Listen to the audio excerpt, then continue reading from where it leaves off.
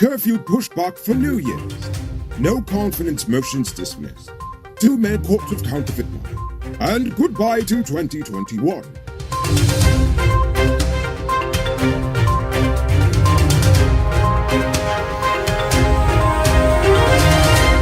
I'm Rico Bulford, and this is Uncut News. Do you see news happening? Send us a tip on WhatsApp at 592-659-6150. It's Old Year's Night, and the government is pushing back the curfew to 12:45 a.m. So you can welcome the new year at bars, clubs, churches, mosques, whatever, as long as you wear your mask and keep your social distance, and of course, rush home after midnight. Tomorrow, the curfew will go back to midnight to 4 a.m.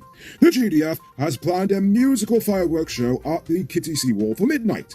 If any of you go out there, let me know what it's like. I don't trust the seawall after dark. The government has pushed back the completion date for the Chedijagan International Airport upgrade project yet again. Today was the last date set, but now the deadline has been pushed back to June of next year. And as always, the Rona is to blame. And by that I mean that Edge will blame the global shipping issues for the additional delay. The contractors are currently building the main superstructure for the terminal to accommodate 20 new concession stands and additional air bridges. Despite the pandemic and the historic floods, between January to November this year, Guyana's rice industry made close to $40 billion from the export of over 112,810 tons of rice. This is up from the $30 billion earned in 2020. Guyana's rice production as of December 26 stood at 886,882 tons. The floods only left mild damage to the nation's rice fields, as 95% of the crop was harvested by then. Additionally, Guyana managed to secure 2 more international markets for the nation's rice, the British Virgin Islands and Slovenia. Mansour Nadir has finally decided to throw out the no-confidence motions against Harman, Anthony and Robeson-Ben after over 6 months of deliberation on it. The Speaker had delayed making a decision on whether the motions qualify for debate and vote as he awaited the Attorney General's advice. According to Nondalaw, you can't file a no-confidence motion against a minister, only a government. And as for Harman, you can't kick him out just cause he's dotish. Yes you can, but for all 3 of them, there are democratic processes that need to take place for either of them to be dismissed. That's the most important point here. Now it's time to tell you about Best Buy's car of the day.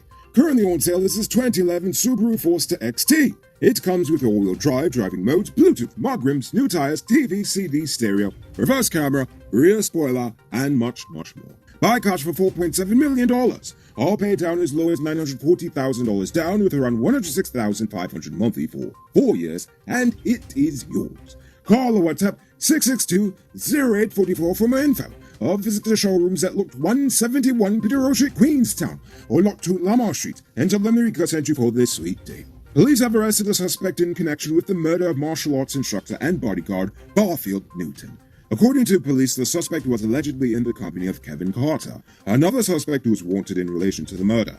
Carter is yet to be apprehended. On Thursday, 60-year-old fish vendor Ramdas Samdas died after his home in Walton Hall, Region 2, burned down.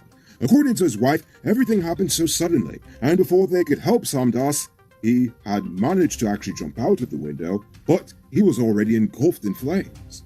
His wife escaped unharmed and is helping investigators piece together what happened.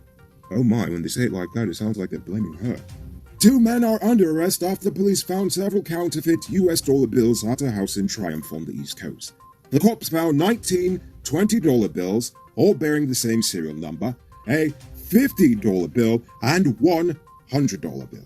You can move into your very own luxury home in 2022. Lenore Estates West Coast and Marara Properties could have you saying goodbye to a landlord in no time. Call or WhatsApp 592-618-5702 and ask about in-house financing. This morning, the headless body of a baby boy was found floating in a canal at Land of Canaan, East Bank, Demerara. The cops say that the baby's body was discovered by residents of the community. The body was removed out of the water and examined. However, because of its current state of decomposition, marks of violence could not have been determined. That poor child. Rest in peace, little one. And now for today's Rona Report. Today, the nation recorded 178 new cases. There are now 1,054 persons dead, 6 in the ICU, 850 in home isolation, and the total number of confirmed cases around the nation now stands at 39,573.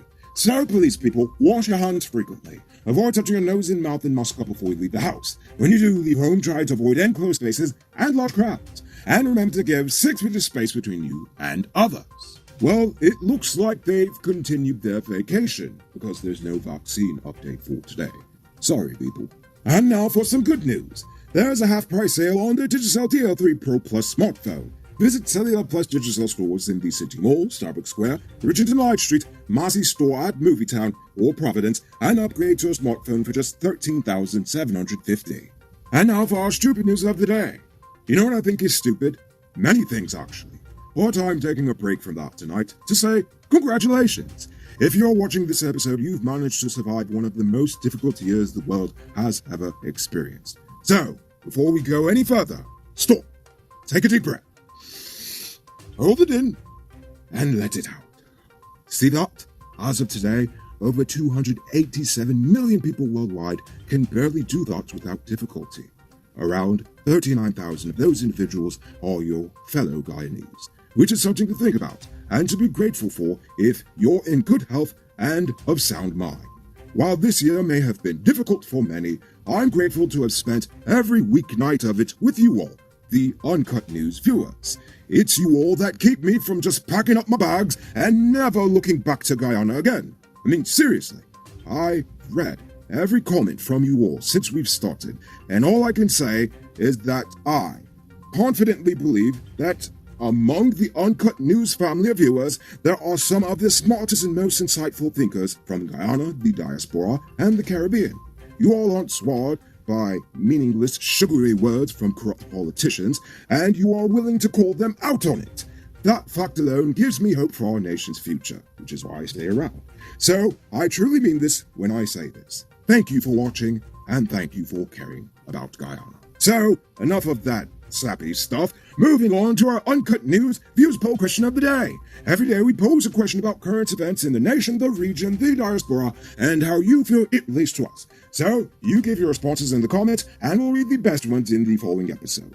Yesterday's question was about the oil money, and if you think it will actually go to help the average Guyanese. David Passard said, well, let's just hope for the best of the oil money, and hope we get some of that in 2022. Indeed, let's all hope for the best, and fight for even better. NG the Atheist says, good night and Happy New Year to everyone. Happy New Year. I believe that the oil money will benefit all Guyanese, only if the Guyanese people wise up and turn their support away from the APNU and PPP. Oh gosh, is that right? If this does not happen, we will never benefit from the oil revenue. Exactly, my thoughts exactly. Carson McCallum says, we the people wasn't getting nothing with all the rest of the resources we have in this country, so I don't think the oil will make a difference. While Perro Holloway says that he doesn't believe the oil money will benefit the average Guyanese for 3 reasons. 1, Exxon is already taking the lion's share of the profits. 2, money is only as good as those who are given the responsibility in spending it, and this current government, as well as the last government, has shown a poor job at managing it so far. And finally, the money in Guyana is far too centralized at the top, and almost never trickles down to the average person. And finally, Maharajio Truth Seeker says, no, it will not help these citizens because it will be used to pay off all the loans the government borrowed. Also, what happened with the bill, that also happened in 1991. Do some research and you will see the present PPP did the same role. A bit different, but I see exactly where you're coming from. So, before we get to tonight's question, you there, Mr. Truckman, get all your high-quality truck parts at 5 to 15% off during the Christmas season. Nice up your truck and get it ready for work in 2022. Visit Powered Automotive Truck Spares and Engine Parts at 1161 EE Eccles. They are the biggest truck parts store in Guyana with a wide variety of parts and exceptional customer service. Call or WhatsApp 697-0171. So for our last question of the year, I want to know, what are your New Year's resolutions, and where are you celebrating New Year's? Mine is to not let these geniuses in Parliament to raise my pressure up so much. What's your resolution? Think about that question, tell us in the comments below. If your response is good enough, we just might feature it in our next episode. Anyway, that's all the time we have for tonight. Check us out Monday for another. Until then, I'm Rico Polford saying, have a happy New Year, have a great weekend, and as always, don't drink and drive, or you'll end up on Monday's episode the hard way. Ha ha! Good night, folks. See you in 2022. Hey Uncut News viewers, thanks for watching. You can subscribe by clicking on this button over here, or click over there for more news. You can also drop a comment to let me know if you've made it to the end of the video. Goodbye for now.